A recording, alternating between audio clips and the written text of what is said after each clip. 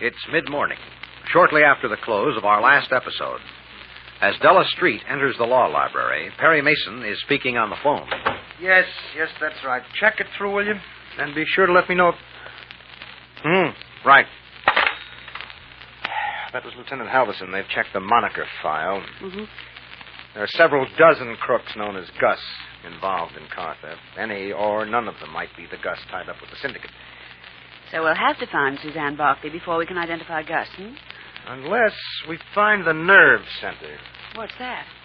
Well, the syndicate is big business. It's got to have bookkeepers and auditors, a controller, a treasurer. It has to have men who hand out assignments to the boys and girls who actually steal the cars, and another whole team of drivers to dispose of them.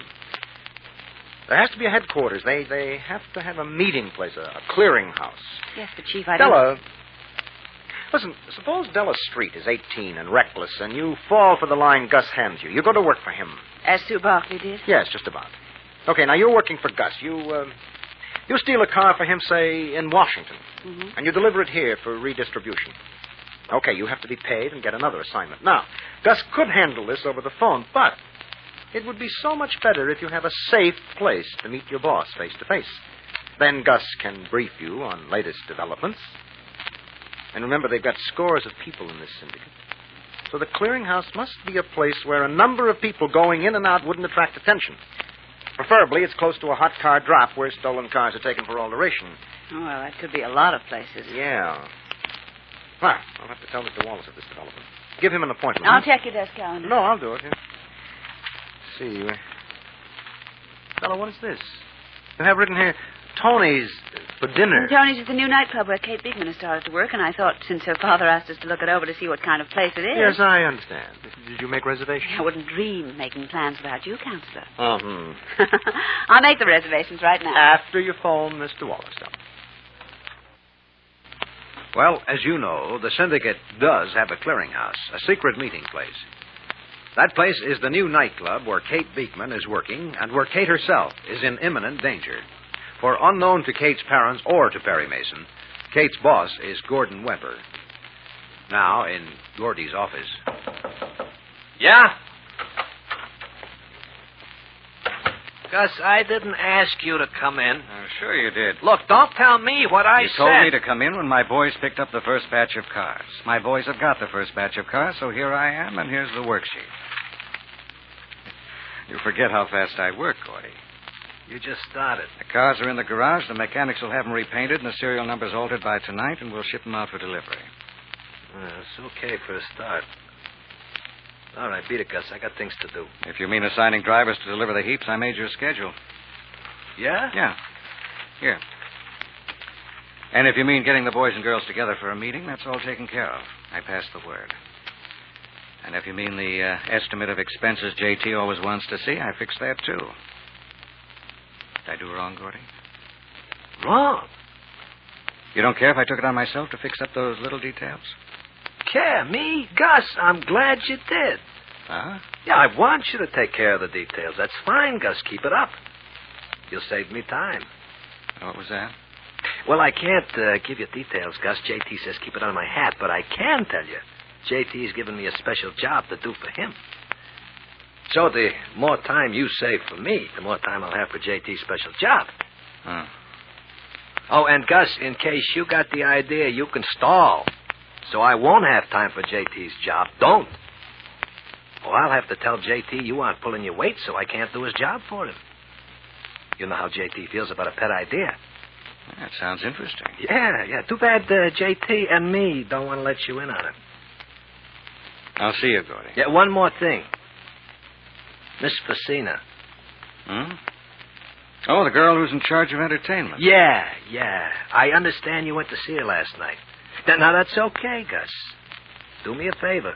Keep it up. I'm going to be so busy I won't have time for Tony. A special job, eh? Yeah, that's it. So, look out for her, will you, pal? I mean, Miss Facina, the girl who's in charge of entertainment. And Gus, remember, leave the rest of the help alone. You're referring to Kate Beekman? Her and the rest of them, except Tony. Now, get out. Oh, Gus. Yeah? Report back at 2 this afternoon. Sure. Oh, hello, Gus. Well, if it isn't Miss Facina, who's in charge of entertainment. Huh? I want to talk to you.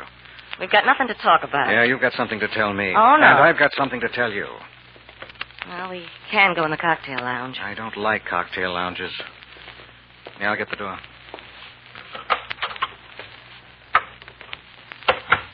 Yeah, we got the joint to ourselves.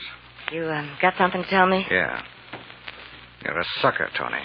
What? I offered you a bona fide proposition last night. I offered to help you if you'd put in the good word for me with Gordy. And what happens? You told him I came to see you. Sure I did. That wasn't smart, Tony. What do you think you're kidding, big boy? You said put you in solid with Gordy. That'd be good for you and good for me. Because that'd leave him with more time with you. Yeah.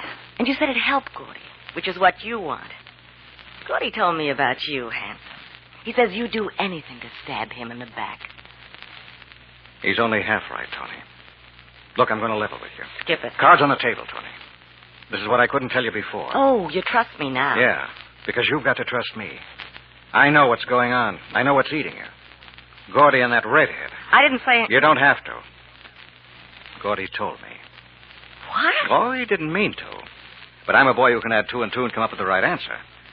Look, let's take it in order, kid. Gordy's half right, but only half right.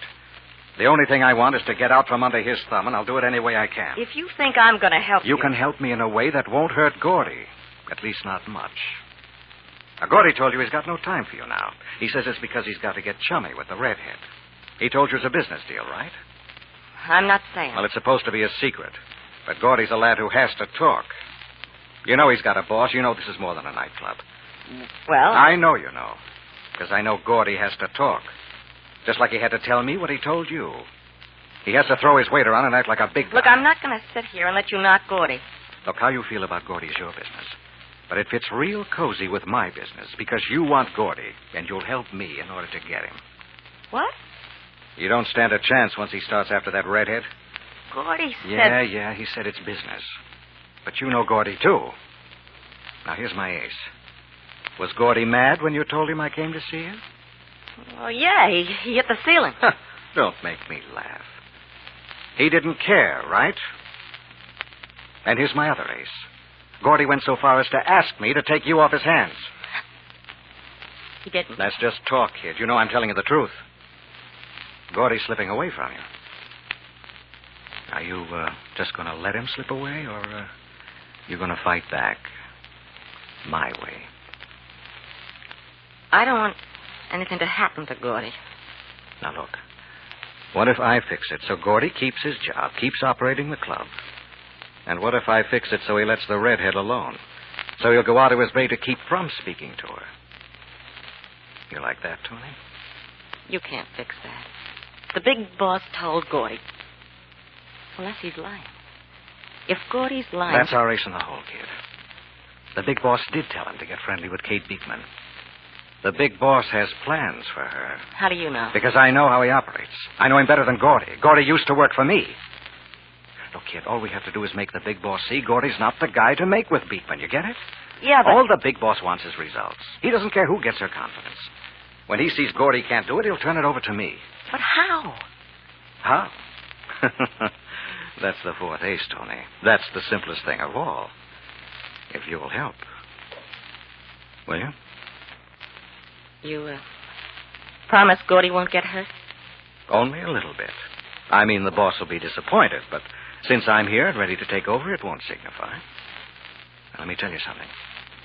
Before you give me your answer, this business is like a ladder. Gordy's up the ladder ahead of me.